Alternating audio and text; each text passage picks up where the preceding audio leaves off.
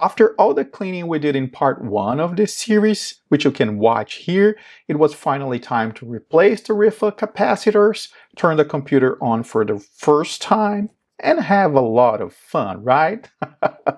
Let's put it like this. Little did I know back then. And talking about that, this took place in between the second half of 2022 and first half of 2023. If you go to my website here, vladcampos.com/maker/Apple IIe, I'm documenting everything. There's a lot missing here. I'm gradually filling the blanks here, but there's already this Apple II RIFA capacitors page here. I have the specification of the capacitors here, and down here a video. It's an excellent video. This is what I use to replace the RIFA capacitors on my computer. And as you can see here, these are my real ones after removing them from the PSU. They're already cracking. You can see it here.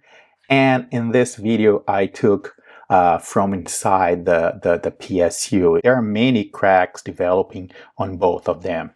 So if you are working on an Apple II, I highly recommend starting from here. After I did that, I needed to make sure all the voltage was okay, everything was okay. I found this on Twitter, and this is the diagram of the connector. And as you can see, the voltage are all here, but I was getting a mirrored reading.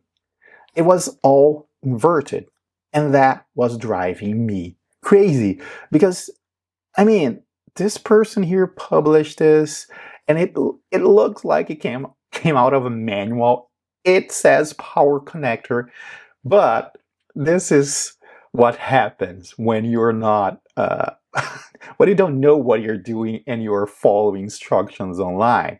So this here, it became obvious afterwards, but this, let me try to find here a picture of that. Okay, this here is this, and it's obvious. You can even see this little wings here. It's here. But when I was looking at this at the first time, I was thinking about the end on the cable, because that's where we are supposed to test. So I was plugging the multimeter to that plug, and I was getting everything inverted. And that drove me crazy, but I finally figured out what was going on. And again, it's pretty obvious. It says connector, it has these little wings here. I don't know. Anyway, it took me a while, but I figured that out. And it was time to turn on the computer. And that's what I did in film, like I said on the other video. And when I did that, I saw smoke coming from two parts. Let me get a picture here, better picture, this one here. So I saw smoke coming from around here and smoke coming from around here. To this day, I don't know what happened here. I even have this high resolution pictures. I took many of these pictures. So as you can see, everything looks fine here. There's another one here. So everything looks perfectly fine in this middle section here. To this day, I have no idea what happened here, but it was clear that something happened here. So let's close this guy here and this guy here and bring this video here. So this is after I removed it, but you can clearly see, let's try to, okay, here it is. So this was very easy to spot. There was this problem here, but of course, again, not knowing what I was doing, this specification here, it is not facing up. I don't know if it's gonna be possible. Yeah, you can see it here. It's not facing up, it's facing down. So I was going crazy online trying to figure out what was the specification to order new parts. And I don't know why I decided to remove it. The computer was not turning on anyways, so I decided to remove it, and I finally found the information here. I ended up replacing all of them. they were all working. The other ones were working in the and I didn't find any evidence of something going wrong with them. But I couldn't order just one, so I replaced all of them. But when I turn on the computer, this is what I got.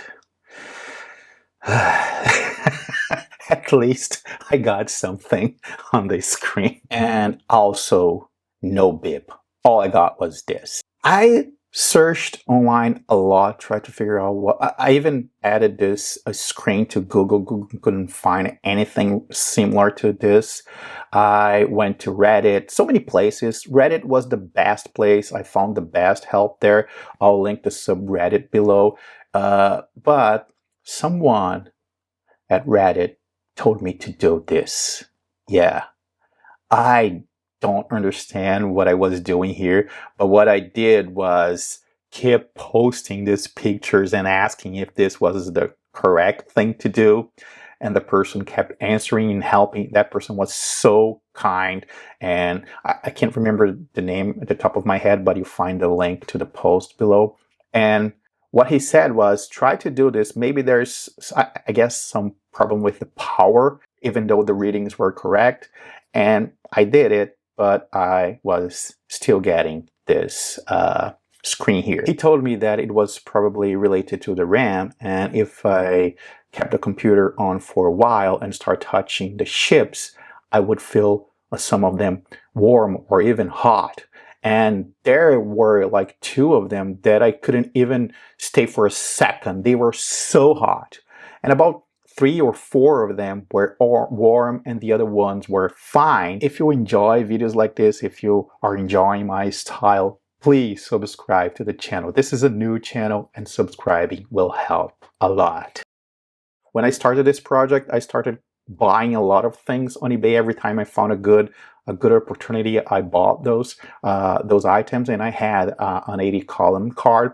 He told me that the chips were the same, so I could replace them, use the ones from the cards to test the ones on my board. But of course, there was a problem. As you can see here, my chips are not on sockets. And as you probably remember, I started this video telling you I was not going to show you my soldering skills because they don't exist. And now I have to remove like 10 chips and replace the chips with sockets. I postponed that as much as I could because this is a hobby project, but in the end, it was a good thing that happened. I got better at soldering. I watched some online videos, tried to learn a little bit about it. Also, my son was visiting. He's the one filming here, and it was very cool to have him with me on this project, working on this project. Okay, after soldering all the sockets and connecting all the chips, I didn't make the same mistake as before. We had 2 cameras this time, one pointing to the motherboard and the other one pointing to the display. And this time, when we turned the computer on, finally, for the first time, yeah, we heard the bip. But of course, this project is I think I'm gonna rename the project to "But of course something went wrong." I learned so many things. So as you can see here, there's a problem, but fortunately, this was a very easy fix. Remember from the beginning, from the first video, I showed you this little switch. It converts the keyboard from German in this case to a US keyboard, and the switch was set to the German keyboard here. So this was a pretty easy fix. It was just a case of switching to the right keyboard to the US keyboard. And here it is. We have the famous boot screen, the Apple II boot screen. And talking about keyboard, that was also an entire saga.